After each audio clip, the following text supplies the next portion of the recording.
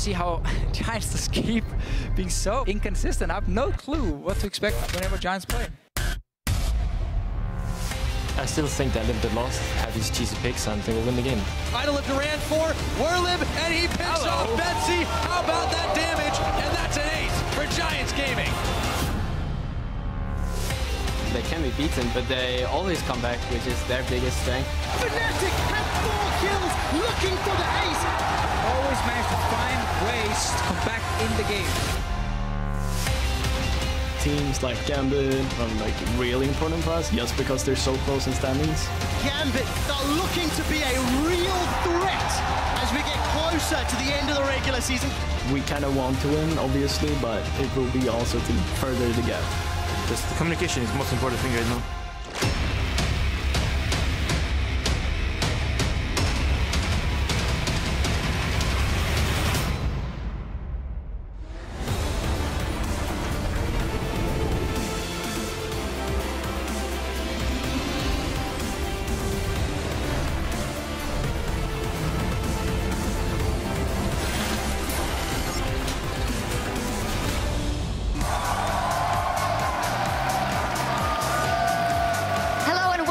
Continuing coverage of Week 8 of the European League Championship Series. There's excitement in the air here in Berlin, Germany, as we head closer and closer to the playoffs. As you can see, we have a packed house and the fans are ready to go. And for all the matchups we've got online here today, ready to get going are as well H2K. There's probably talking to the crowd, answering some questions, or, you know, doing a rap battle. We'll never know. Yamato looking very businesslike as he leads his troops Roccat into the building, who are up first in our first game of the day versus Giants. As we see Lozark there talking to his troops as well. Pepinero does have his headphones on, so I don't know if he was listening. You know, he's just gonna pick his own thing anyway. Yeah, we'll see. Well, I'm Eefje Sjokse here to set the stage for the last 15 games of the summer split with James Stress O'Leary and the always vocal Martin the Fishio Lunge. Always. Now, with just a week and a half left in the summer split, let's see how the teams stack up. Not a surprise at the top of the tables. Fnatic is still reigning supreme in their undefeated run.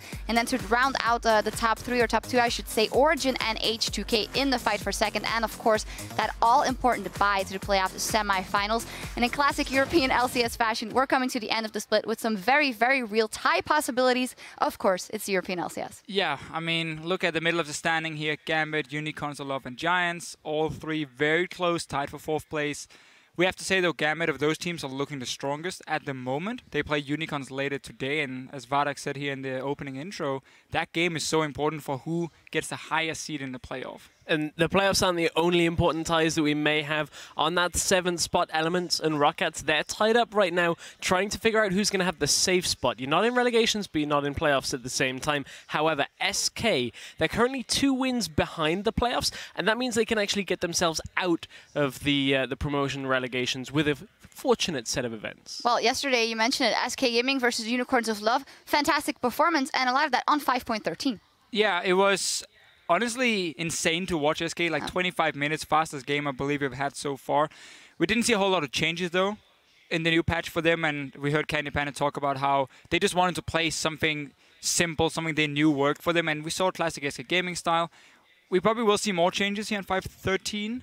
Just not on day 1. Day 2 now. One thing we did see on day 1, though, was the introduction finally in Europe for the Riven matchup into Rumble, which we're kind of expecting to see a little bit more of now that Rumble has gone up in priority. But if anybody can pull out the Riven to the same level that Huni did, then we're in for a real treat. It is a pick, though, we have seen in Korea, obviously, a few times as a counter pick into Rumble. Maybe Huni's been looking back and saying, okay, this is working. I can pick it up myself. He said he was looking for a counter. He found it. Yeah, he did. It worked out perfectly for Huni, actually, exactly as we would have expected. And at Banani2K tweeted, holo, Huni with a huge 3-man stun with Riven to clean up the team fight and take Baron. Here is your #1 LCS big play. Goldcotter, Nukeduck, the Mother Vander's not going to save the lives of Roccat again. Reckless has got a kill, a 3-man stun from the key strike. That's a huge team fight for Fnatic. Double kill for Huni. Look at the fight here. Oh! 3-man stun, beautiful play. That was exceptional. It was exceptional, and with each new big play, we seem to get an even bigger amount of excitement and a new sound out of it. Yeah, new sound.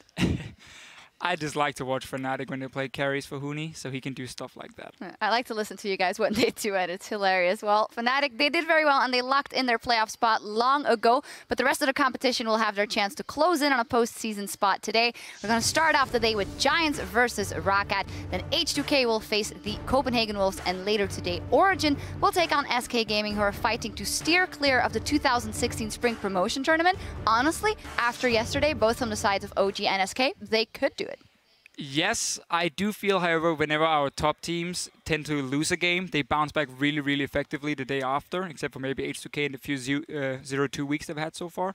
But yes, SK look great. It's still not at the level, of the top 3 teams, so I think Origin will be the heavy favorites for it, but upsets can happen. For sure. I think certainly coming into the week, though, this is now a lot better at the end of day 1 for SK fans. They'll have a lot more reassurance that potentially there are a couple of wins that could be picked up for the next week. We'll see what they can do, but before we get into our first game of the day, we want to get your thoughts. Tweet at LL Esports and tell us, what do you think has gotten stronger on patch 5.13 and why? So first, I want to say Singed as a champion. We haven't seen him. I'm hoping to see him because I think the buff to scaling MR is super effective on him. And the laugh buff. Of course, that's the important one, obviously. But item-wise, what we saw yesterday, Rylai's was picked up a few times, mainly as a snowball item for Ryu on that Ahri. And it is a great item right now, and I think we're going to see more of it. But also teams need more time to adapt. I mean, it's a big patch, a lot of small changes coming in that people can use. Yeah, time is going to be the key thing. We were talking actually to Seo on the Challenger Series broadcast on Tuesday. He plays for Maus in the mid lane. He was saying that there are this plethora of mid lane champions that are waiting to come through, but until teams have had time to play with the likes of a brand, we saw Zyra in Challenger. Before you've had time to practice this, we won't see it quite yet.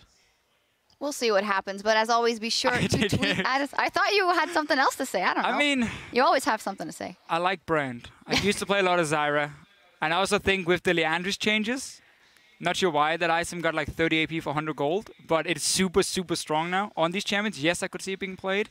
Maybe even looking at my match history, there could be a lot of Brand coming soon. Maybe. Watch out, Solo Q. Watch out, Solo Q. We also want to know what you think. What has gotten stronger on patch 5.13? Tweet it at us. Use the hashtag LCS, and we're going to check in on your responses later today. For now, though, time to dial in on our first game here. It's between 2 squads with a lot at stake. Giants Gaming and Roccat are going up against each other. Starting off with Giants, yesterday they played H2K, and honestly, they completely fell apart. Yeah, and I feel like we've seen it before from Giants, how it can start in the pick and ban phase where we just have so many questions. I mean, either it's Pipanero picking a weird champion for himself in the mid lane, or now it's just as a team. They went for Ryze, Jace, and Jinx. 3 carries that cannot protect themselves against a comp from H2K with so much mobility and so many ways of engaging onto them, and it wasn't pretty. I mean, it was such a one-sided game because H2K managed to start the snowball and poor little Adri in the bottom lane just died over and over. You say poor Adri, but at the same time, right at the beginning of the game, they got a decent trade, but then disrespected the flash pulverize that came from the Alistar, and that resulted in one of the very early kills. And from there, it just seemed really poor. 0-5-0 at this point, and Ryu, again, just completely catching Adri up. Stone Cold Killer, man. Find Adri every single time. Doesn't matter, he's not worth gold anymore. You just keep killing him over and over, and Giants were never in the game. And we have seen that before when they face the top teams. Except for the one Fnatic game, they tend to, if they fall behind, it goes very fast. And these top teams can really abuse that. Now, on the other hand, Roccat, though, they have managed to pull out some wins versus the top teams. Not yesterday, though, versus Fnatic, because it was poor Steve once again. But how much of that is honestly to blame on him personally? It's about 60-40, I would say, in Fnatic's favor on blame, because they had a strategy that worked perfectly. You can see they put Steve so far behind on the gold. Okay, they didn't get the 1 versus 1, the Riven into Rumble, but Fnatic played it so well. They never let Steve get to the minion wave until it was shoved into his turret, and then in comes Forbidden with the Destiny, appears gold card, lock down Steve, take him out of the game. It wasn't just Fnatic trying to shut down Steve. Roccat as well tried to shut down their own top laner. They didn't give him the gold. They moved them away from minion waves in the lane swap. So Huni was like 50 CS ahead. We're talking about 12 minutes or whatever. Steve just couldn't do anything. Like, as a player, it's impossible at that point. It was about the rest of the team. We saw Varus for Nuke Dog, a champion we thought were going to be banned more often against him. Still such a fantastic pick, and he showed a good performance. just not enough for the team to win because they fell so far behind from the lane swap and just Fnatic snowballing from there. Macro level strategy falling behind is something we honestly have seen from almost every team versus Fnatic, and also yesterday. Looking at Roccat, though, it's so important for them to find wins here. Giants today, and then the Copenhagen Wolves, Radar, and OG up next. Honestly, on a good day, they could take all three of them. I agree. They have beaten Origin before, a few weeks ago, obviously.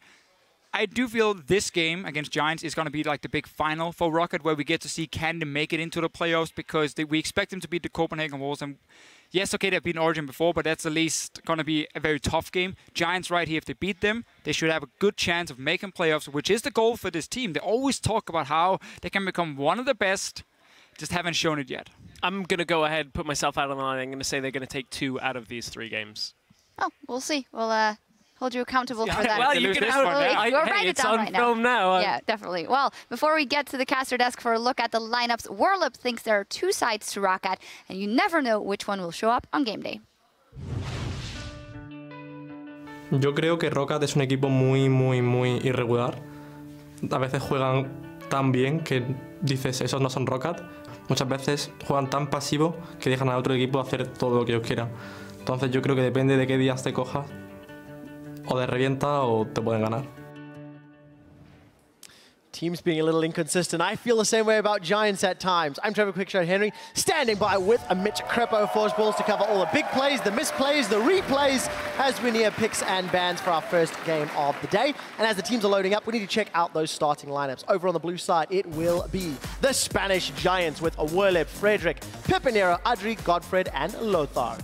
Yeah, they didn't look so good yesterday, but at the same time, the other team, Roccat, on the red side, didn't do too great either. There we have in the top lane Steve, followed by Yankas in the jungle, Nukeduck in the mid lane, Rallis is on AD carry, Vander is support, and then ever so dapper Yamato Cannon as the coach. That is definitely the case. Unfortunately, his dapperness did not help on the Rift yesterday. Nope. Nukeduck's Varus suffered its first loss out of the 4 games they've played. He did look good.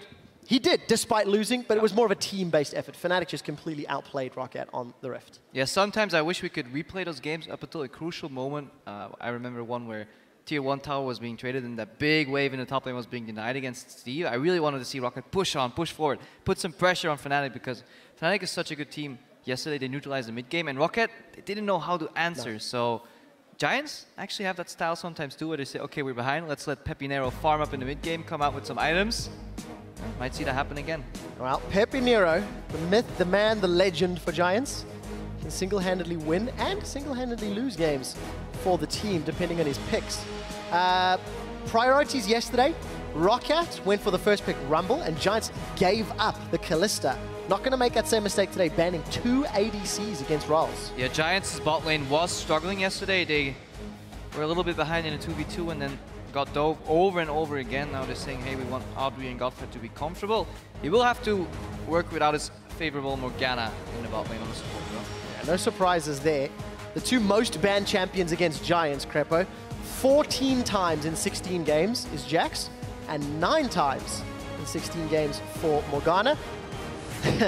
Brief hover before locking in the last remaining AD carry, the sort of next tier in Corki. Yeah, Corki just fits so well in a lot of compositions, and you can lane okay with him. You can get to level 6, and then you can choose to keep laning with 2 men in the bot lane, or you can, free up your support in roaming. He fits poke styles, early power spike. The only problem, quote unquote, Corki has at his late game isn't as strong as other carries. He actually doesn't do well into the Caitlyn matchup though that Rawless played yesterday, so that could be a trick in their sleeves. Of course, Roccat, they did get some early towers. They did get some CS on Mr. Rawls' Caitlyn. Unfortunately, it wasn't enough to overcome the power that Fnatic had built up. Reminder, we are on 513. Tom Kench will be enabled next week as he's a new champion, so teams need to get used to him. Zed is the only disabled one for this week. Couple seconds left. All of the junglers really are still up and available. Yep. And Cost is currently trending towards that Rek'Sai. Yeah, and they seem to lock in the Nautilus as well. Nautilus on this patch obviously is a flex pick. You can go both in the top lane Nautilus as well as a support role. However, with the likes of Thresh still open, Alistar still open, I don't see why you would lock it in as a support immediately. So there's a good chance that Steve is looking to play this, and that Vander is waiting for the counter pick support to put some more pressure, because that's one of the lanes you can definitely hit 2v2 in a normal laning situation, is Giants' bot lane. You also know that on the side of Roccat, Vander's got, in my opinion, a deeper, more effective champion pool with multiple champions. You did actually a segment on his Thresh from last week with some great plays, so we'll see where Roccat decide. A lot of tankiness on both squads with Gragas and Alistair now for Giants. Yeah, and with this rotation, they have the dive pressure already, so if they want to really hit that early power spike from Corki and speed up the early to mid game, they can start diving towers with Unbreakable Will. In addition to that, they don't give away much information. If one side locks Rek'Sai, it is not unlikely that the other side picks Gragas. If you just fill a generic Alistar support, you are not telling Roccat what do we want to do with our composition. So Roccat is a little bit in the dark right now, and they will have to reveal either their mid laner or whether they're flexing the Nautilus. So this puts them behind a little bit in the champs like pacing. However, Steve playing that Nautilus, it's a bit tanky. So that was one thing that speaks against him, because usually I like him on a split pusher where he can battle together with Jankos, get him ahead. That split push echo that we saw coming out of him week 5 or 6 it was. Really like to see Roccat regress back to that style. Yeah, I agree with you there. Steve, when he was playing the carries, looked a lot better. If this Maokai does get locked in, just as a brief aside, we actually saw a tank Nautilus mid earlier today in LPL. Not expecting it from Roccat, but I'm just throwing it out there. We've seen it. Doesn't quite scream nuked up to me. I do like the switch from Kaelin to Kog'Maw, because I feel if you're going to run this triple tank peel composition, then you need some more hyper carry behind that. Protecting Kog'Maw is an old League of Legends strategy. It's a little slower. Kog'Maw can get caught out by the hard engage and a dive from Giants' side. But Rawls has been praised for his positioning. Who will Rawls get to support him? Janna? Thresh? Where do they look for a support? Well, it is Nautilus already, because the Maokai is locked in top. Top lane. Thank you. By process of elimination, we've deduced the... I got so excited about mid lane Nautilus. Well, so, you may be right. Maybe right. If Pepe locks in the Varus, then it's Nukeduck that needs to opt into his last champion. Jace, for the mid lane. Has not run Jace yet. However, has had it banned against him multiple times. He could actually go for a Azir and play more of this control, zone control style that you can see. It's another layer of peel and defensive capabilities to aid that Kog'Maw, and it could actually provide to be a nice combination of champions, because then you have the hard engage from the Maokai with Righteous Glory, potential flank with Home Guards. You have really good peel from the Nautilus coming out. Depth charge can go through the entire team and catch Pepinero later on that Varus. However, that Shyvana is what I like. I think it's good that Whirlib is regressing back to that split push style, heavy control. We saw what teams can do when Steve gets behind, and when you don't let Roccat play their group style on the other side of the map, just continuously put pressure, force them into bad decisions. Giants could actually do that with the Shyvana split push. Giants did that against SK. It's the third time they'll play Shyvana. Whirlib's got pretty decent KDA. 4 kills, 4 deaths, 10 assists on that champion. And for Roccat, a control mage at the moment with Victor, but it's not the Azir that maybe you're thinking. So yeah, Victor does well when he has people around him to peel for him. I'm a bigger fan of Victor in a tank top composition than whether you have another damage dealer right there, because he needs people to keep him alive, because he brings so much raw damage to the table. Obviously specs straight into AP. If you engage and you tunnel on a Victor and he gets the ulti and the E off, he can do so much AoE damage. So it kind of fits nicely. The only problem Roccat has is that they're running 2 carries. Both are low mobility, and they're easily sniped by whether it be Varus ulti, Pulverized Flash, Dragon's Descent flanking to an extent. But Body Slam Flash and knocking back is definitely something you have to look for. So the Peel squad, being Steve, Jankos, and Vander, they will have to do their job, and if they do, then Roccat can carry.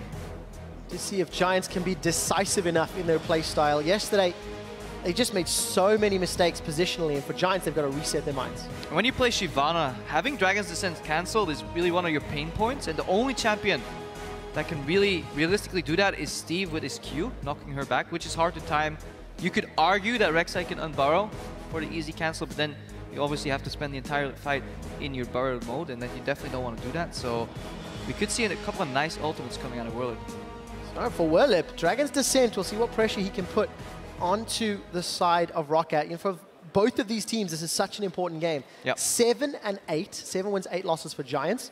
For Roccat, 6 wins, 9 losses. So if Roccat pick up a win, they're going to end up tying that head-to-head. Some nice math there, Trevor. I know, I'm trying not to do math on stream. It doesn't normally end well for me. Guys, take a look at the 2 team compositions and let us know on Twitter, who do you think will pick up the win? Hashtag GIA win or hashtag ROC win. Everybody's getting quite excited. Who's a handsome boy? You are, Crepo.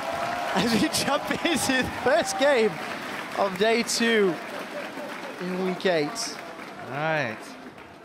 Let's see if these teams learn from yesterday. Both had quite a crushing defeat. Both still vying for those positions in the playoffs.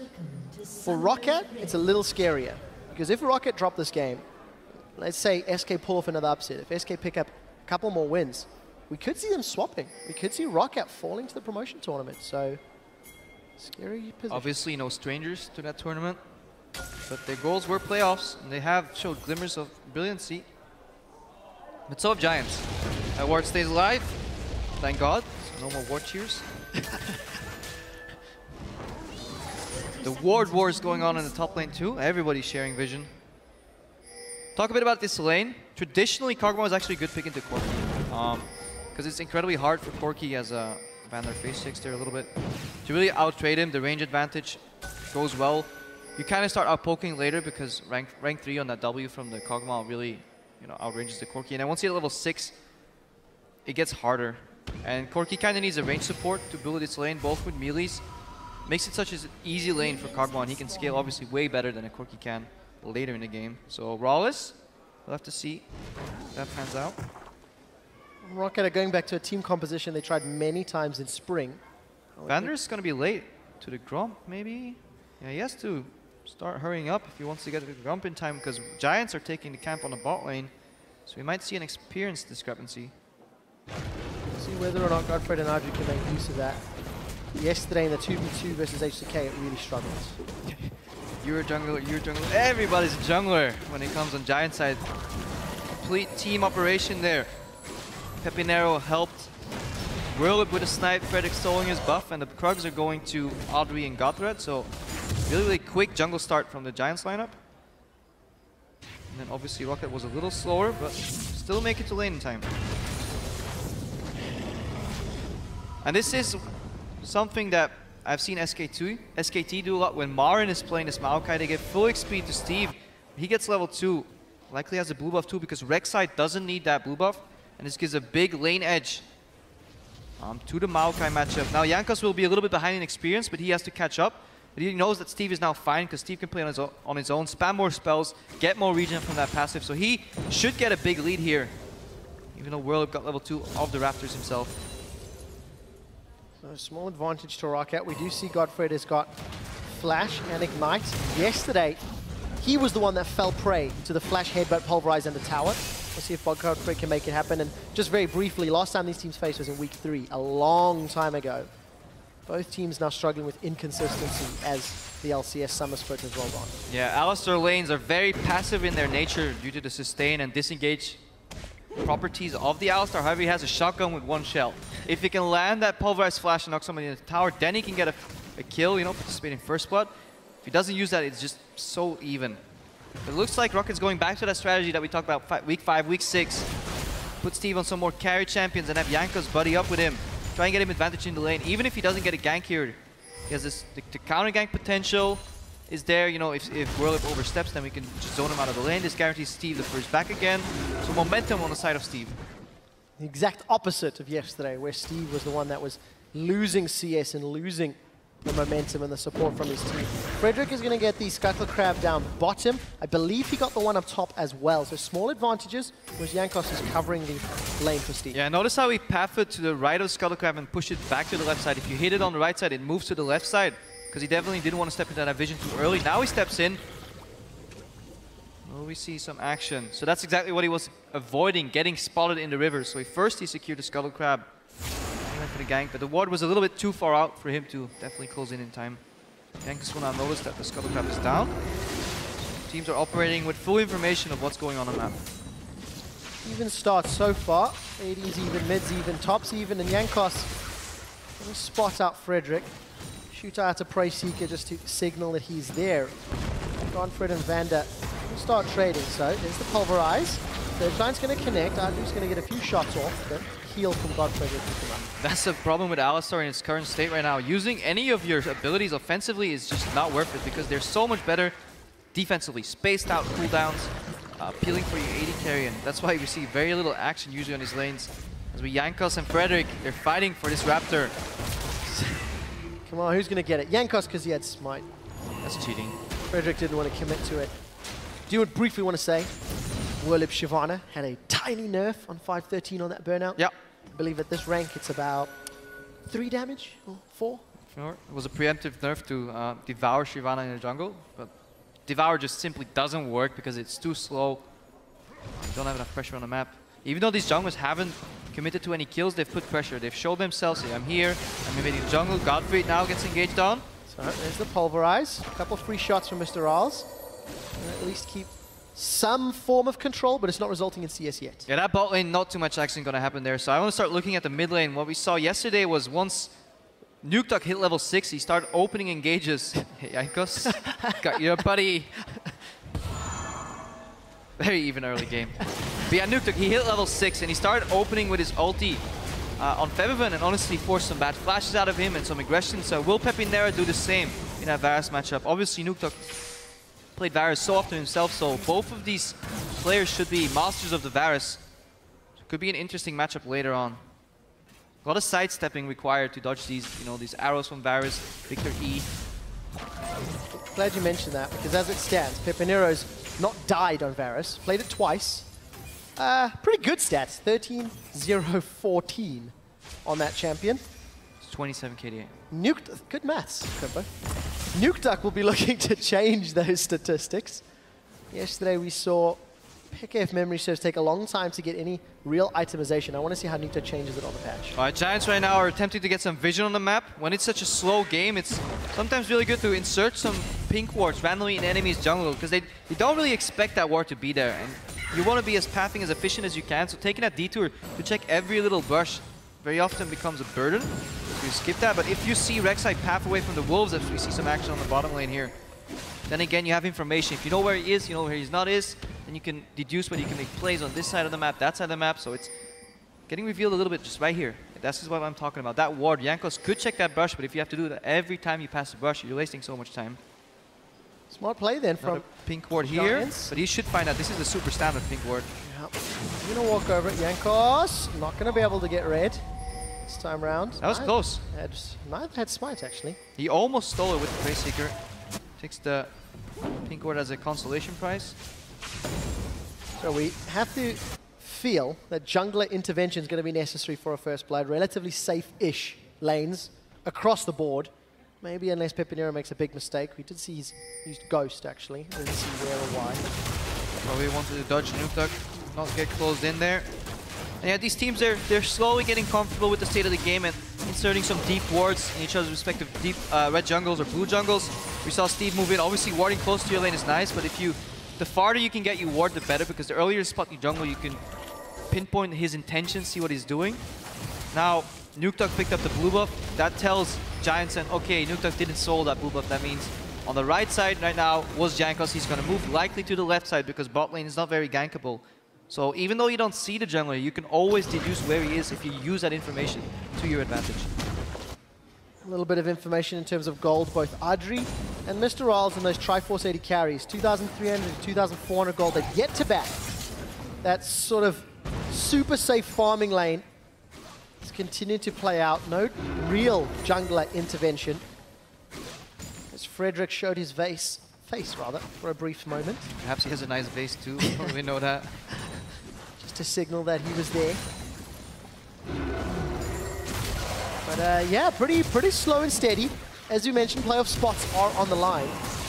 And as we came into this game, it's Giants that own the head-to-head. As you said, it was a long time ago where Giants looked a lot stronger in that victory.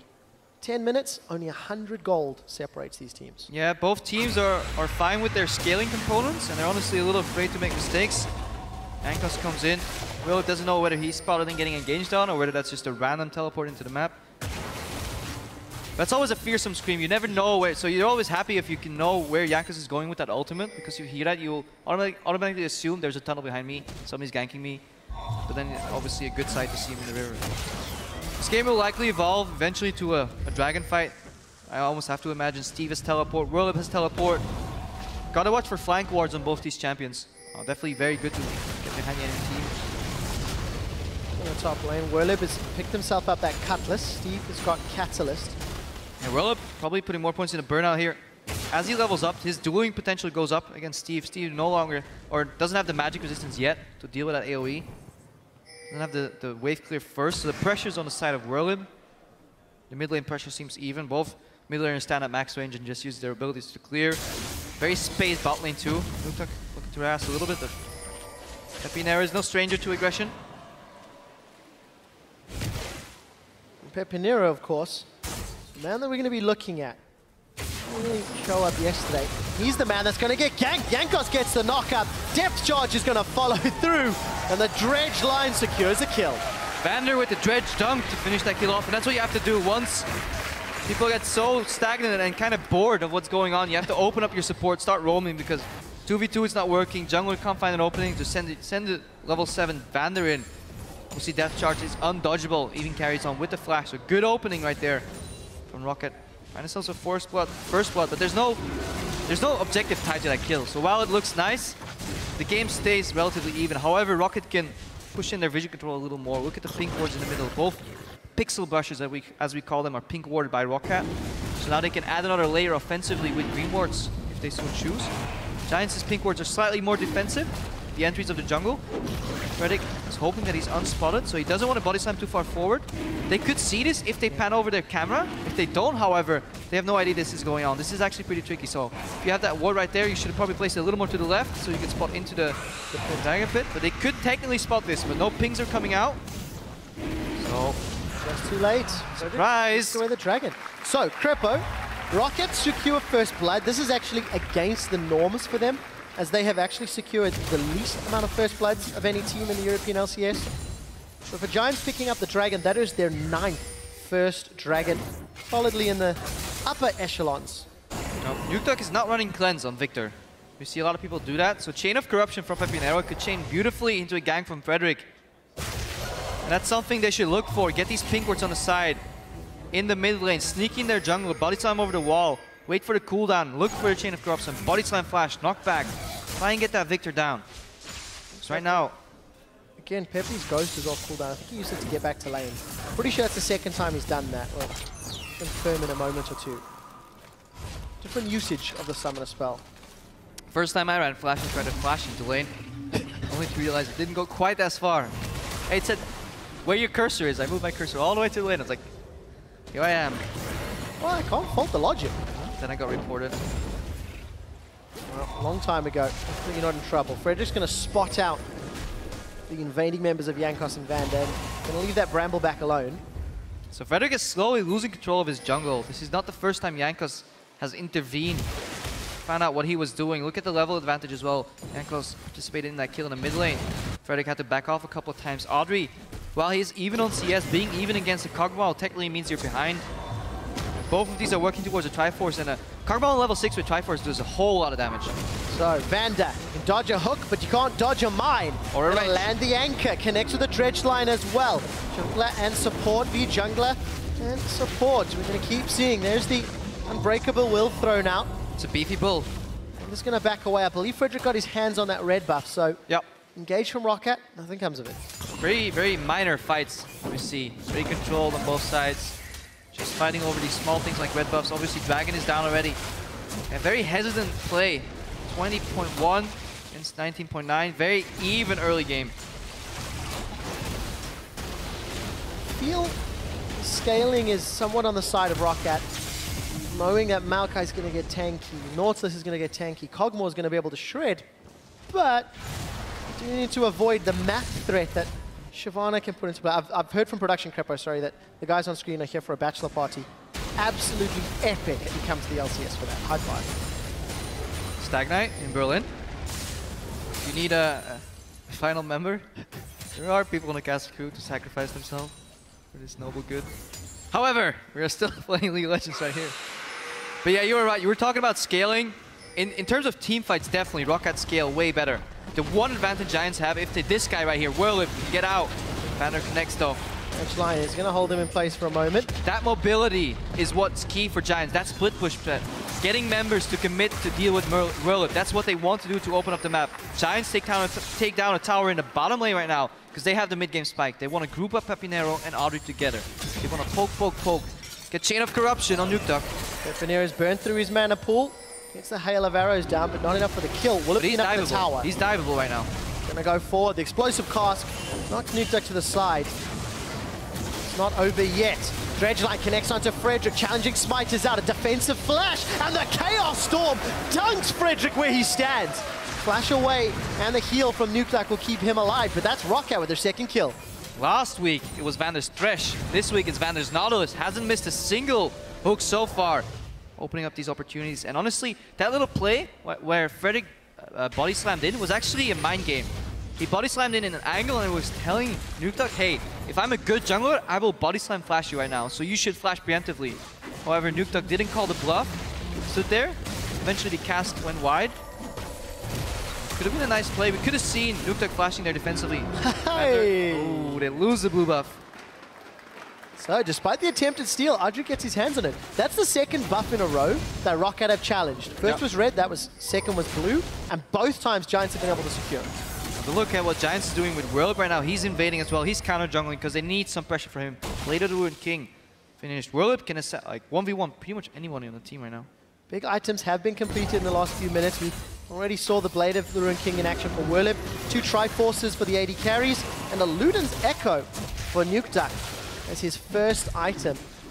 Yeah, you want to send that E through the lane and then let it proc the Luden's proc just to instantly clear those waves from maximum range. Nuke Duck just wants to stay safe. No longer has his flash at his disposal. He uses it offensively to secure that kill earlier. But Vander, honestly, he's been doing fantastic on his roaming. Gets knocked back, though. Cast a curse. Vander's going to get taken out by Audrey. Mr. Rawls is going to take a beating from that blue buff Corki. He's zoned away. While that's going on, Werlip's down on the bottom inner turret. Yeah, cracks are showing for Roccat right here. Bottom lane pressure. Nuke Duck's sent to deal with that, so mid lane's exposed. Mr. Rawls can't deal with that. Mr. Rawls out of mana here. Werlip, obviously, very mobile. Uses the Borg proc to slow somebody down, I believe. Yep, he used it, and then he flashes out for maximum mobility. Now, mid lane's exposed. Double poke showing a Pepinero and Audrey. Rawls at the base for mana, so another tower looking to go down for Giants. Smart Good spike. Gonna highlight exactly that. Trinity Force Blade and some AD for Pepinero. Giants start grouping, and they've secured themselves 3 towers already. And Giants did what Roccat couldn't do yesterday, which is take down a tier 2 tower on the bottom lane. Today, if you look back at what Roccat did against Fnatic, and the reason you need that is then you can push in bottom lane all the way and put side pressure on that mid lane turret. This is the way H2K likes to open up the map as well and force the defensive wave clip from Roccat away. Giants also force Roccat out so they pick up an easy dragon right here. They're going to look to defend their middle lane tower. So, second dragon of the game, but will it cost towers? Roccat have pushed in the wave up top and will lose the middle tower and had the support from Steve if it was needed. Yeah, I don't really agree with sacrificing your mid lane turret. So essential to keeping the map alive in your favor. Dragons you can always pick up later. They don't really do that much. Earliest timing here. So Audrey stops Steve's back. It's still going to be like 18 minutes from now for another dragon, for 5 dragons. So that's kind of late for Aspect. Pepe had actually ghosted to try catch up to Steve as well. Yeah. Decided against it at the end of the day. So Pepinero using Ghost to really move around the map more than anything else. As we're getting closer to 20 minutes, Giants have 1 tower more, 2 dragons more, and currently marginally in the gold lead. And Steve got his Frozen Heart already, so he wants to armor up against that offensive poke from Pepinero. Later on, deals with some mixed damage from Werlip. However, I feel the brunt of the damage should be Magic from that Blade of the Ruined King Shyvana, so still won't be able to duel Werlip all that well, 1v1. To go all the way back to your picks and bans discussion regarding the Dragon's Descent, every time we've seen Werlip, he's using Shyvana as a full split push power. Yeah, he should. The moment people come to apply pressure, he backs away and look instantly the rest of Giants pushing into Rockat's jungle. Yeah, and I like the flash on him as well. Smite Shyvana is nice because you can counter jungle and all and everything, and it sounds okay, but I would really like having the flash for an additional escape, also for repositioning in fights. You can angle yourself instant Dragon's Descent, so you make it impossible for people to cancel you. Just a lot of options, but we need more pressure from Werlip because he's step number 1. Put pressure, draw members away from Roccat, and then Giants can swoop in, take some more towers. Minion wave slowly pushing towards Roccat in the bottom half of the map, but there's no inner turret to take. So I'd like to see maybe swapping around a little, trying to take that top outer turret. Werlib, as it stands, 2 levels above Steve and 20 CS. And this is where a lot of teams kind of struggle in this mid game when all these tier 1 towers are down. Look at the damage though. Werlib definitely having the better end of this trade right here. But this mid game where the tier 1 towers are falling, most European LCS teams don't really know what to do. And that is exactly the thing that Fnatic as a team like to abuse. Say, okay, fine, you have a lead, that's fine, we made a mistake. But our mid game is so good, so tempered, and we know how to pick our fights and our objectives that it doesn't matter what you do up until this point. You see that in the gold as well, completely even again. But Roccat, they're scaling for these late game team fights. As long as Nukeduck can wave clear, stall this out a little more, get more power, Roccat have a chance to come back. As it stands, Werlib and Godfred, they're going to double team. That's a headbutt pulverized onto Steve. Tower still being dropped. Here comes Jankos to join the fight with that Void Rush. Now Godfred's on the wrong side of the tower. Unbreakable will it be enough to be broken? Depth charge gonna pop. This is a very drawn out fight. Unbreakable's about to time out. Chain of Corruption has connected from Pepe Nero. He's gonna throw out the piercing arrow and Vander stays alive.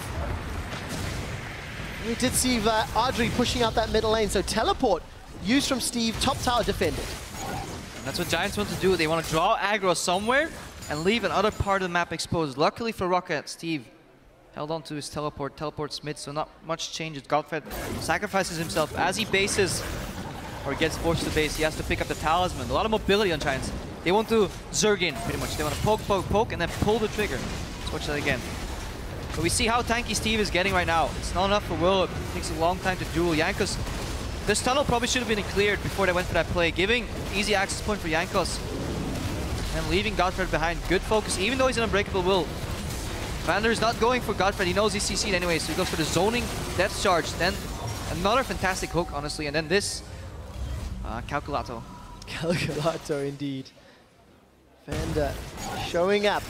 Second week in a row. Pepe Nero didn't actually mention it earlier, but with that first blood being given up, that was his first death on Varus in 3 games. Yet to pick up a kill, but he's got a lot of damage to play with. With the Whisper and Brutalizer, with the exception of Steve and maybe a little bit of Jankos. And Pepe's still scaling very well here with the armor penetration. It is first the percent armor pen and then the flat amount afterwards. Used to be the other way around, so poke will still hurt. Audrey will kind of fall off because after a Triforce, your consecutive items really don't synergize that well with each other. Whereas Rawls kind of has the same problem, but any item he builds with attack speed scales better with his passive.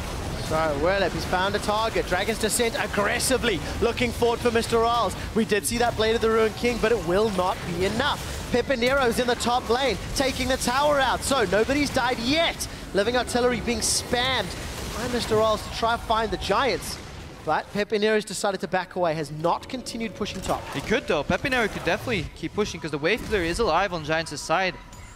Dragon's up in 40 seconds, so Giants, they're showing their priorities right here. That fleet isn't necessarily a mistake from Pepe Nero, but they say we value our third dragon more than the opportunity to take the tier 2 tower because they are playing for aspect, because they know eventually they'll get outscaled. So let's see if that translates in their next map moves. Obviously Roccat, they used resources on that push, so they also have to base. So now it's a race for vision around the dragon area. So most of the time being playing the map relatively well. However, it's not equated into a very large lead. 25 minutes up. There's the dragon. Jankos will be nearby for the fight, but he's welcomed by a fully charged piercing arrow, and that's hurting. Both teams a little bit late for Dragon Party. Both forgot about Drake to an extent. So now they're trying to fight over mid lane control. That's always step one, what you want to have. Once mid lane pushes in, you get free vision deep, and you see how many champions are there. Then you can go to the side and get for vision. But Frederick... Oh, that's a lot of damage. Steve has engaged this one a tad early. Teleport's coming up from Werlib, and he does have a fully charged Descent. Chain of Corruption will not spread. A good poke by Nukeduck. To all of Roccat. Nukeduck is putting those death rays out. Werlib. He canceled his teleport. And then flanks from right. This is what you want to do with Shyvana. Always flank. Never come from the same side as your team. Pressure them into the Alistar. Try and pincer right now. This is what Giants want to do. Giants want to pincer. Pepe Nero's caught. He's going to go down. Mr. Rawls gets a kill credit. Werlib looks to reply. They've traded 1-for-1, and Audrey's valked in aggressively, but now he's left for dead. Frederick's going in solo on the side. Giants, this is a little messy. Can they save it? The Rockets fight from Audrey, but he's run out of mana. We did see Whirlip going low. Whirlip's in the thick of it, but Audrey is trying to clean up. Everybody's dying, and in the end, Godfred's the last man standing for Giants. A 4 for 3 as the Cows trying to get away. Both teams with the right idea how to take that fight. Roccat, they know they have to pincer. Right side Shyvana, left side the Alistar. And how do you beat a pincer? You engage on the weak side. You don't let yourself get clawed in. That's what you want to do. Good opening by Roccat, because they knew if they waited 5 more seconds here, Vander catches Pepinero, flash W from Steve. Honestly, this is a mistake by Pepinero. It should never happen, because look at what's happening on the right side. What will it be? He just one-shots Mr. Rawless, praised so often for his positioning. And keep your eyes on Audrey in this fight. He's very hesitant. Could land a lot more auto attacks if he does come in, because his team is tanking damage for him, but he's just not doing too much now. Steve flashes over. They go down, even trade all around, but this could have been a very, very brutal fight for Giants should Pepinero survive that earlier stage of the fight, because that pincer is definitely what you want to do. You're not in late game just yet. Steve can still drop immediately. So Roccat may get their hands on this first dragon unless it can be stolen. El Bandito's nearby. Body slams available. El Bandito does not decide to pull the trigger. Yeah, no synergy what we saw yesterday. We saw those snipe combos come out. You know, jungler dashes over the wall in unison with a Varus Q. Then Smite tagged up together and left it impossible for Reignover yesterday to counter smite that one. Wasn't quite the case just now, because Frederick had no escape mechanism. He couldn't get back over the wall, so El Bandito wasn't ready to give up his life for the steal. Disappointing. I expected more. I expected more. I've seen the wanted posters. Led me to believe he could do it. Very interesting itemization here too. Steve is speccing into more mobility. Well, I'd call it good itemization, honestly, because you just want to be able to close the gap, especially on Pepinero. You know, get that Righteous Glory out. When he's poking at the side and he feels safe at a certain distance, close that gap. Immediately pop that Righteous Glory for your team. Steve will also be looking for flanks. Well, Steve, despite being down in CS, those home guard boots, the teleport available, going to be able to find the targets. Just like the Praise Seeker finds Pepinero. Yep, grappling hook interrupted. Audrey also finished his Blade of the Ruined King, picked himself up another longsword, but look at the positioning. It's Roccat trying to get control of mid lane. Let's see what Rockat's doing right here. They're putting Nukeduck in the middle lane, so he wants to wait to keep that lane even. Mr. Wallace played split push duty until the point where he felt safe, so Roccat just set up a slow push in the top lane, I believe, unless that wave bounces back. Can't quite tell from the minimap here. He's picking up red buff. Scuttle Crab obviously is in Giants' favor, so that war for vision control goes on, and the one thing that will break that eventually is the split push. Giants Whirlip against Roccat Steve is something you want to keep your eyes on. Now that Steve has picked up some magic resistance, this duo may start changing a little bit. Blade of the Ruined King's magic damage, Burnout magic damage, Sunfire Cape, all magic damage. So Spectre's Cow, triple value on that item. The one thing it is true though, when we saw Whirlip get onto Mr. Rawls, he almost insta-gibbed him. If Mr. Rawls is out of position against this Whirlip, who's nearly level 18, that's a scary threat. If he goes short, hang on, Vander connects. The explosive caster is going to split, and they've managed to pick up a kill on Vander, but the damage threats are still alive. Vander's going to be late. The split push. Mr. Rawls will be late. Frederick forced away. Giants are in retreat. Whirlip has got full charge on Dragon's Descent. Mr. Rawls is still looking for that fight. I believe he's got red buff as well. So fights on two fronts. Yeah, as Rawls gets stronger though, he can kite Whirlip, unless Whirlip jumps over Rawls, free Willy almost, and then lands down. The Flames, you know, get Rawls one shot. Then Rawls can kite Blade of the Ruined King to slow Triforce every auto a little quicker. Zeal picked up now too, attack speed boost. A lot of potential health. Godfred is looking for a target, but he's just been chunked down. The Death Ray and Siphon Power disintegrated his HP. Whirlip did teleport in for this one, so Summoner Spell used. We did see Steve TPing in earlier, so they've evened that out. Okay, got the reminder from Deficio. Blade of the Ruined King is in fact physical damage. I believe it was magic in the past. Could be wrong there. So that double value on the Spectre's Cow. I lied to you guys. I'm terribly sorry for lying. So we see that split push that from Whirlip coming out. And it puts pressure. It forces Roccat into moves that they feel this is opening. And for Vander, that was a red light in, but good disengage. And this is why Gragas such a good disengaged jungler, because if somebody goes in, you put the barrel right behind them. And anybody following up on that engage gets knocked back, but the guy actually engaging gets knocked into your team. And Vander, he couldn't press R for extra tankiness.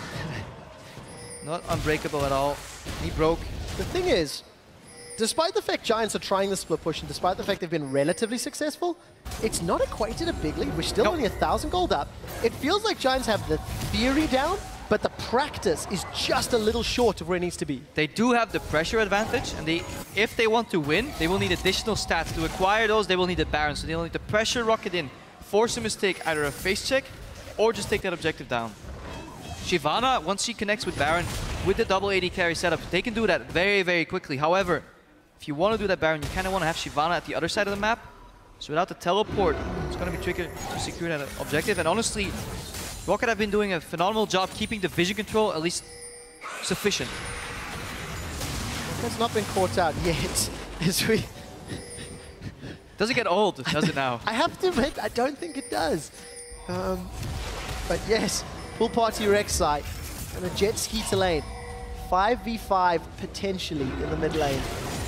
Teams are setting up. And you can see fairly deep wards in the top half of the jungle from Giants into Rockat's jungle. A couple of tunnels around, not a great tunnel network, and a big minion wave. Yeah. Pushing for Roccat. So nobody pushing it in. Nukta can quickly move over there. 1E is enough to clean it. He's obviously wary of the Baron start. This is goodbye Giants. Don't start it because you know Roccat will come and check anyways. Scrying orb. Reveals himself. Always awkward. It's like somebody opens the door when you're standing there naked. It's like, no. Go away, please. And Giants did. Vander's now looking for more. He's already hooked onto Whirlib. Take a look at Adri's positioning. He's going to come in from the sideline. A defensive Dragon's Descent from Whirlib as the cast was also thrown to split Roccat apart. Choke points are dangerous. Root catches onto Frederick. Adri's not relying on autos, but spamming out that missile barrage. Belks in aggressively. What? Not sure that was the right call. Mr. Rolls right-clicks for the kill. The headbutt away from Godfred. Frederick's in retreat, and Peppy is trying to chunk down Mr. Rolls. Flash away from the Cogmore. The Caterpillar lives to fight another day. And finally, Nukeduck gets another kill before Godfred is pulled back.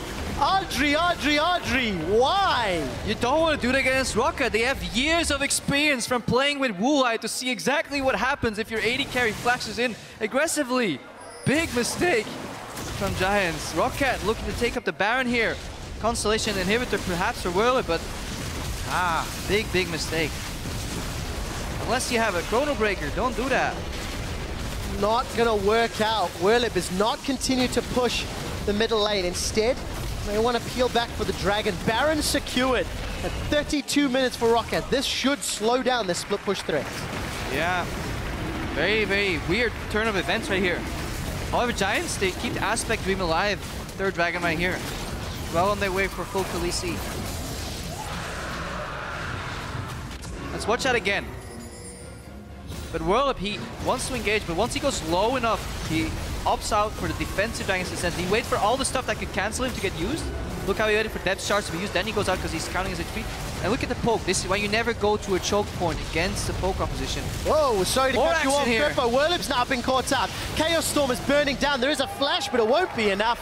Siphon power for another. Yeah, Whirlib lingered around after that Dragon to initiate a split push on the right side to buy time. That's what you want to do before Baron buffed enemy teams siege you in. You just want to break out with one wave, get it away from them so they can't push. However, find themselves caught here.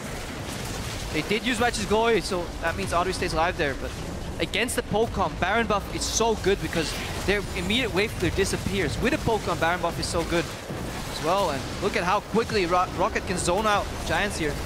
Because Whirlib is down, no flank threats at all. No wave clear. Inhibitor just melts. The threat of the Flash W Maokai. Too great to deal with. So Roccat not only get Baron, they get an inhibitor as well. And look at the bot wave. That's what Whirlib was looking at. He wants to stop that from happening. He didn't want to get Roccat for phase 2 of a split push or just hard push. But look at that massive wave. All those creeps are going to get buffed by the new Baron buff. If you can add a Banner of Command in there, then you have the Dream. Maybe one of them will add it soon enough. For the time being, Roccat don't need it. Oh, Aegis actually. On either side. Comes up from Maokai. Quite surprising, honestly, in this meta. Having Jankos go for the Spectre Scout defensively. In my opinion, going for the Aegis to lock it, probably a better choice here for your team. Rek'Sai is tanky enough on his own, on her own rather. Giants looking to engage. Roccat happy to back away. Throwing out those death rays as they do. Empowered recalls as Giants continue to pressure a lane, but the Super's in their base shortly. So that's, we'll see. Boo Boo will need a band-aid. See who bases to deal with that minion wave. It will be Pepinero. Looking at the items though, this is why Kog'Maw is just such a good late game carry. He can build Triforce, and even though the next following items don't synergize that well with Triforce, they do with your passive, your W, percent HP damage. Another percent HP damage from Blade of Druid and King. Phantom Dancer, more attack speed, more movement speed, and then he's now building towards the Last Whisper. So Rawless is building up quite well, and only died once so far. So definitely good positioning from him. Unlike Audrey on the other side, that he wanted the highlight, he wanted the hashtag LCS big play, but just didn't quite get there. Well, Audrey's Gatling Cannon is a whole lot of ammo to work with. But Roccat in the lead as far as gold is concerned for the first time this game, or in a long time rather. Look at the wards on the bottom side of the map. Better to be said. And also, if you look at this, this could be the first time that Giants have lost a game when getting 3 dragons. They're starting to fall behind. And with Baron now worn off and Supers down the middle lane, Roccat, they can play the side lanes if they want to. Yeah, and you're looking at the gold graph, you would honestly expect these to be kind of mirrored. Giants usually get behind and then find that magical opportunity to come back into the game. Roccat usually is ahead and then loses the game. This time it was different. Roccat was behind. They found the opening. Good patient play by them. They said, okay, we're fighting a split push threat. Let's not overcommit to it. Stay in the mid lane, get those wards out. Just hang on. After a year of watching Roccat, Crepo, I think they're a pretty patient team. Patience is a virtue. Steve. Steve is Steve. After it goes in. Go in. Roccat are now split a little bit. We do see Whirlip diving in with Dragon's Descent, but the Chaos Storm is destroying Giants. Whirlip will be the next to fall. Another kill credit to Vanda. Roccat, despite looking like they were engaged on, get 2. That's what we were talking about in Champs League. The raw amount of damage on Victor and Kog'Maw is enough to play with 2 carries. It allows you to build 3 peel champions around that, and you can chase into a Victor, walking into his E, walking into that Chaos Storm. Can be destructive for your team, and Whirlip and Frederick, they found out the hard way. Good engage, they knocked Victor back and flashed out. Wasn't enough. The scaling team fight power that Roccat can put on the map is fully activated. Steve, with those tiny football legs, running across the field. Home guard, teleport, will secure another inhibitor. And look at the damage onto Audrey. 1 death ray and Siphon. Another inhibitor secured.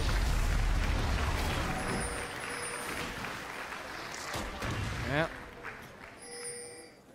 If there doesn't get a metaphorical arrow to the knee, Pepinero, then it does look like Roccat are in prime position to close out this game. 2 inhibs down right now. Push that again. De-engage. Pepinero is caught in the middle. Look at flanks, gets combo knocked back. We'd expect him to die here, but he goes out and now he's going to lay down a Chaos Storm. AoE damage. Mr. Rawless untouched, by the way. Even if they get nuked up, doesn't matter. Mr. Rawless is one of the primary threats right here. You really want to get to him. Steve, Vander, and Jankos are just tanky enough to survive, to peel. Just throw themselves in front of those skill shots. Block as many body slams as you can. You know, soak up as much damage from Audrey. Honestly, that doesn't scale that well. All his items do kind of different things, honestly. That's the nature of Corki. You want to hit that early game, get that wave clear, free up your support to roam. Get advantage that way. It just didn't quite happen, honestly. Vander was the one roaming way more than Gotham at this game. He's honestly getting more comfortable. He's taking a dip, in my opinion, in performance to start his split, even last split. But right now, Vander's getting stronger and stronger again, and he has a very, very high skill ceiling as a support. It's good to see that come out again. I share that sentiment, Crapo. Roccat going to delay any threat of Aspect from Giants by securing their 2nd Dragon of the game.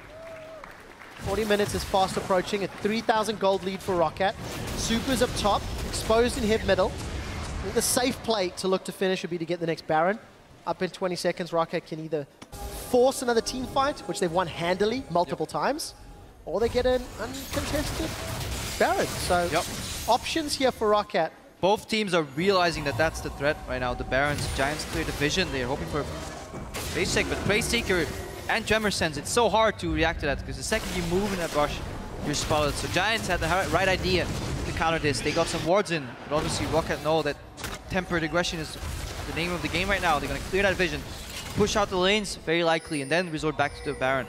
If Giants commit too much to the left side, to posture around there, then mid lane will be exposed too. Vander, he's fishing. Not going to catch anything today. Let's have a Randian's Omen if he can get close enough. And the super minions are getting closer and closer to the steps of Giants' base. In terms of your itemization, we're hitting a late game. Nuktak here, Crepo. 820 ability power with these brand new 513 items. Yeah, and he can obviously, the new Raven's Death Cap, more AP scaling. So should you hit that as a third item, he's walking towards Void Staff, so that's going to be another big spike for him right now. And yeah, that means he's scaling so well with his abilities. Yeah, I just quickly took a look at the numbers. New Death Cap is providing plus 203 AP with that 35%. Roccat are playing Death Push, Crepo. Yeah, that might be the death of Giants. Here we go, Steve's going in, Righteous Glory. Who is he going to find? The cask is going to get dodged by the W, Pepinero. He's going to need that Chain of Corruption for disengage. Here comes Whirlib, the Half Dragon Lady. Will the power be enough? Piercing arrows are chunking down Roccat, and with Steve low, they've backed out. Roccat opt in for the engage, go to the closest target, then realize we're not quite getting anywhere here. Don't want to get counter-engaged by Whirlib, because look at your top waves, look at your bot waves. Time is in Rockat's favor. This is the moment of the game where very often teams will go for a Panic Baron, start a bad fight and lose it straight up. Giants will have to do one of those. Go for a fight, go for a wave clear. What are they going to do?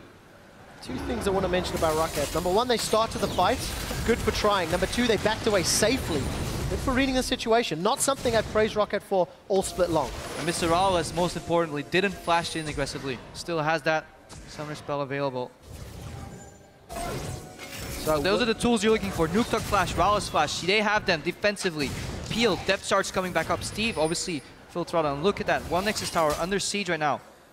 TP is up on Whirlip, so he's the chosen defender, but that Nexus Tower is going low. Steve and the rest of Roccat going to push. Nexus Tower's going to drop. Super minions have already secured a tower. Whirlip still has TP available. The rest of Roccat now peeling back. Vision lacking on both sides around the pit. But good adaptation from Giants. Double Crying Orb. Scrying Orb. Here we go. We're going in. So Frederick is going to be the man that gets caught by the depth charge. Godfred is being zoned away by the Death Ray and the Siphon Power. The fight has come back to the middle as it's Mr. Rawls that's dropped Frederick. TP comes in from Whirlib. He's going to be able to secure a kill on the support, and he's going to have to drag his descent away. The giant tree of Steve. He's chasing and running and rooting. Chain of Corruption will hold Mr. Rawls, but it's simply not enough. Roccat win yet another team fight.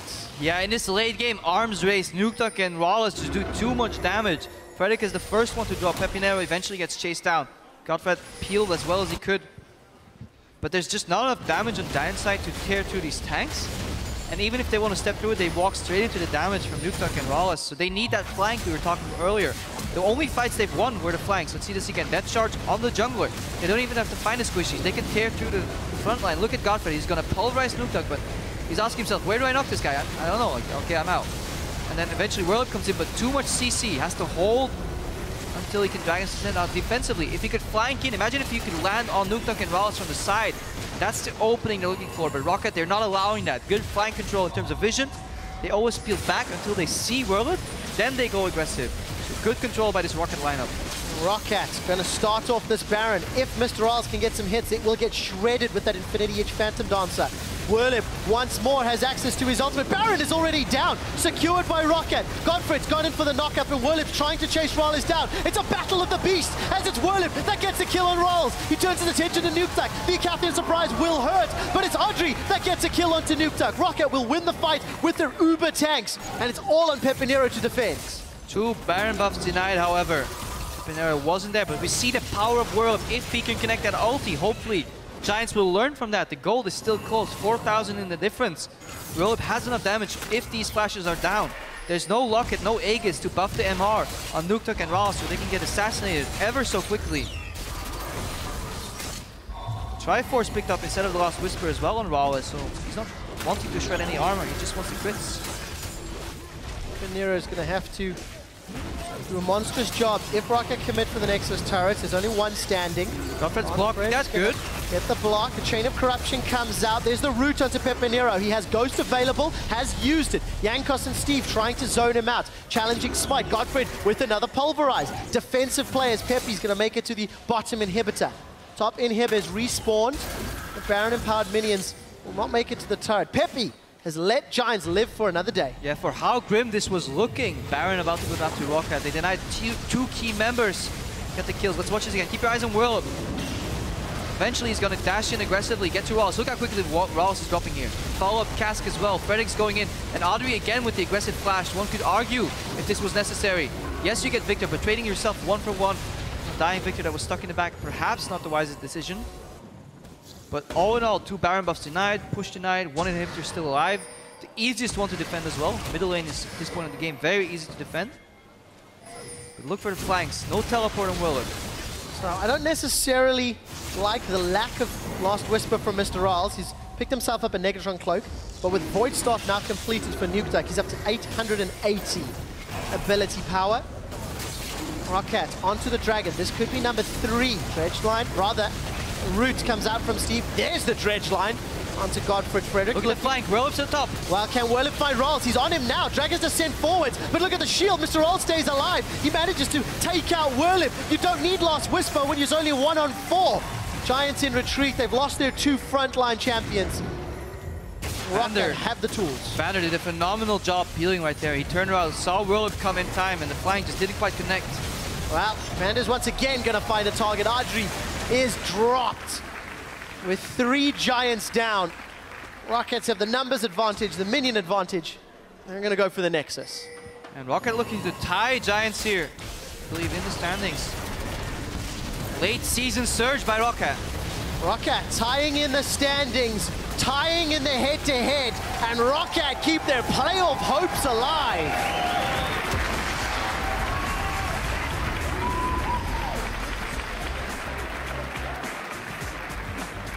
Standing tall with that performance from Mr. Riles Cogmore. Nukeduck showing up on Victor. This time, patience played in their favor. It used to be the death of them. Always waiting, Roccat, but this time they had the scaling advantage. They had the teamfight advantage.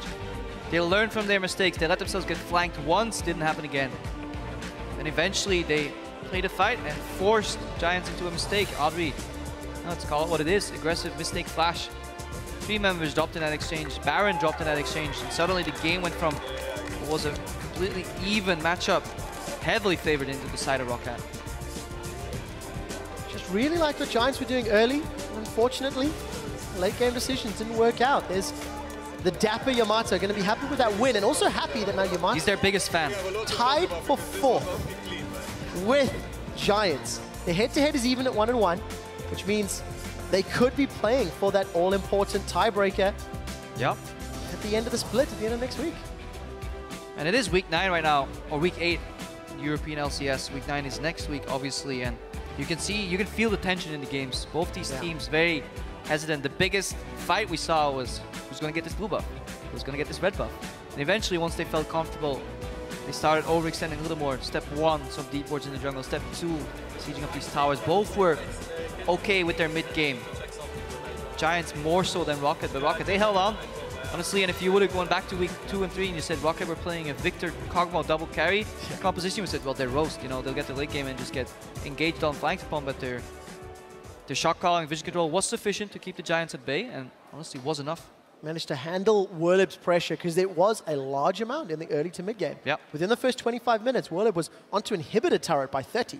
But unfortunately for Giants, they didn't have all the other pieces of that split push in action. So props to Roccat. As I mentioned, 7 and 9. For Rockets, they've got to play Copenhagen Wolves and Origin. 2 tough game, well, 1 tough game, 1 less tough game. And if they get their hands on some of these comfort picks, Vander's Nautilus was fantastic once more. Yeah, his roaming definitely was kind of what separated both teams in terms of passiveness in the early game. He found some opportunities to get some flashes burned, some kills made. And props to Wallace too for surviving, because as a Kog'Maw, in these lanes where Corki can dash in aggressively on you, you have the pulverized flash threat from Godfred. He survived long enough, only died once, I believe, or once or twice in this game. Definitely good showing from him, and he's becoming the seasoned AD carry that people expected him to be, because he wasn't always that, you know, he had to struggle with the MYM roster with those issues. But now he's shining bright like a diamond. Crepo, if we step back and we look at Giants, they had this fantastic opening to Summer Split. Nobody expected them to even make it out of the promo tournament. We look at Roccat, who've had expectation for well over a year, and truthfully have failed to deliver for most of it. They're now tied in 4th. How on earth can the European LCS be so compressed? I don't know. I'm sure there are analysts somewhere that can talk about that. Well, I'm going to have to ask them at the analyst desk to figure out how Roccat got 1 game closer to the summer playoffs. Thank you so much. And we're joined here by Steve after that victory. Well, bienvenue and congratulations. Well, fantastic game from you guys and from you in particular. You had some really good plays. And first, I want to ask about your mindset because obviously yesterday, that super rough game versus Fnatic, is there anything in hindsight you think you or the team could have done differently? Well, for yesterday's game, well, the way we lane swapped maybe so that I wouldn't get that much behind. And I should play more safe when they have TF and Rexite, like all these globals and an enemy that can snowball, you know? Yeah, so in this game, obviously, it wasn't the easiest, the matchup versus Shyvana. So how was the beginning of the game for you?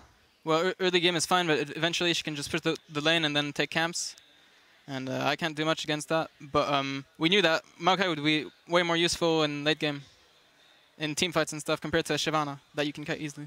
It certainly seemed that way, and there was a big turning point for us when watching the game with one of the Dragon fights. We were wondering maybe you could look at and talk us through, because this certainly was when you guys kind of stopped worrying about the Werlib split push. So this, I believe, was one of the very early Dragon fights. So what was kind of the game plan here for you guys with Giants closing in?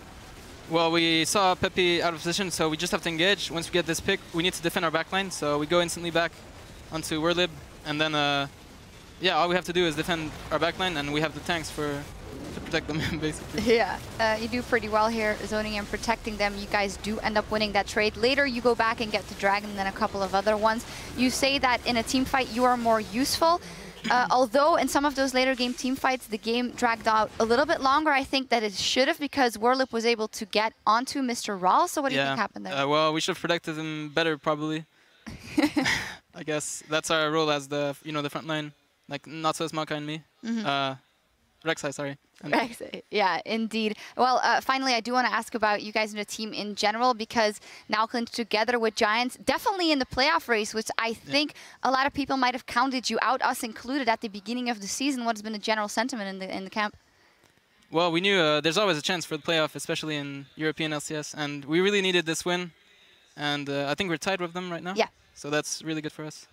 That is fantastic. Well, the best of luck in your upcoming matches. I'm not going to let you go yet because we have a tweet, because earlier at home, we asked the guys at home, well, what is the strongest thing on 5.13? And at the fire, Godaf said, Cinch, that laugh, it tilts people. And oh yeah, and the scaling magic resist on a melee magic damage dealer is cool too. The Fisho had a lot of praise for the Cinch. What is your opinion? Yeah, I think he's pretty strong. I was thinking about playing him, and it works well against tanks and stuff like this. Definitely. You can proxy the wave, and yeah. Yeah, I would love to see you play that. Well, congratulations on that victory. Thank you very much. Thank you. Our next game pits H2K up against the Copenhagen Wolves. Before we go, though, we'll hear how the Wolves have their work cut out for them, because according to Freeze, H2K is still one of Europe's top contenders.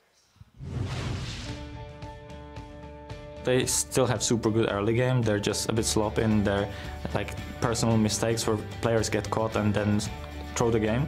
But I think they're still a really good team. They get ahead super nice, and they only lose the game when they lose it themselves, when they get caught or something. So they're definitely top team in EU.